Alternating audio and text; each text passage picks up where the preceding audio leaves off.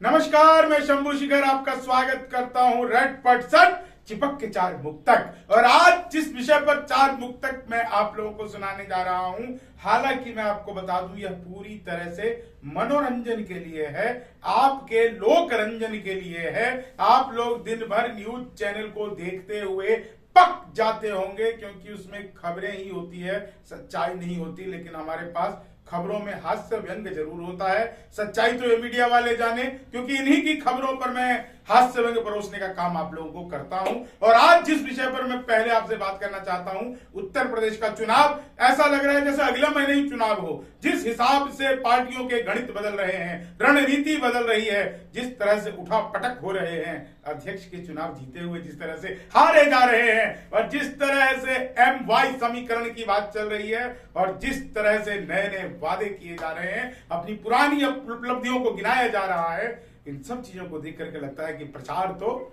शुरू हो चुका है। इस प्रचार शुरू हो चुका है। मैं चार लाइनों की एक बात आपको कहना चाहता हूं कि बिखरे हुए विपक्ष का माहौल रचेंगे, अखिलेश बड़ी पार्टियों से दूर रहेंगे, मायावती चुनाव अकेले ही लड़ेंगी, योगी के चक्रव्यूह में सब लोग फंसेंगे।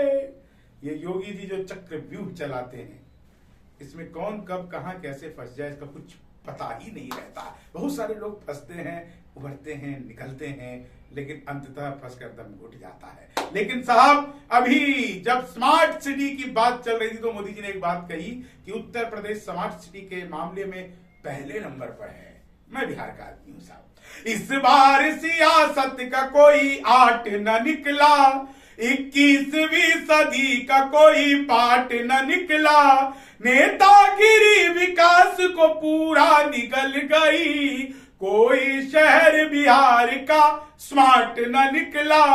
स्मार्ट ही नहीं निकला साहब कोई शहर, बताइए। आप हमें देखिए, आप कहेंगे आप भी स्मार्ट नहीं रहे, हम तो ओवर स्मार्ट है, एक्स्ट्रा स्मार्ट है।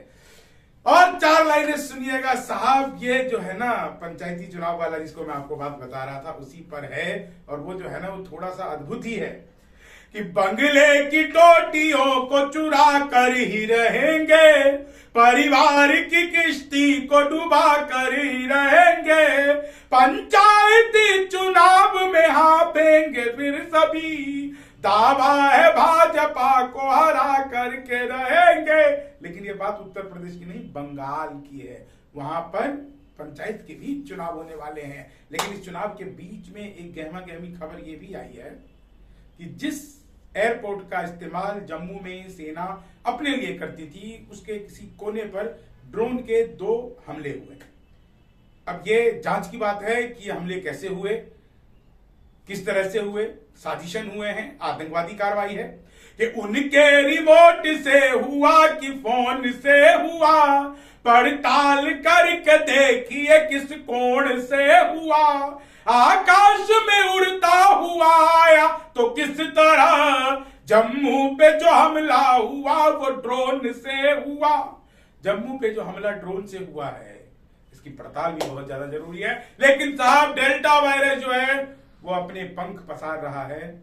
आप लोगों से हाथ जोड़कर निवेदन है, सामाजिक दूरी का ध्यान रखिए, मास्क पहनना ना भूलिए, वैक्सीनेशन जरूर करवा ले अपना समय आने पर। और सबसे बड़ी बात, सैनिटाइजर का इस्तेमाल तो हम लोग जैसे भूल ही गए हैं ना भाई ना, ऐसा मत करो। बड़ी मुश्किल से देश जो है वो आगे बढ़ रहा है। नदी हमने बस पार कर ली है, किनारे पे डूबना नहीं है।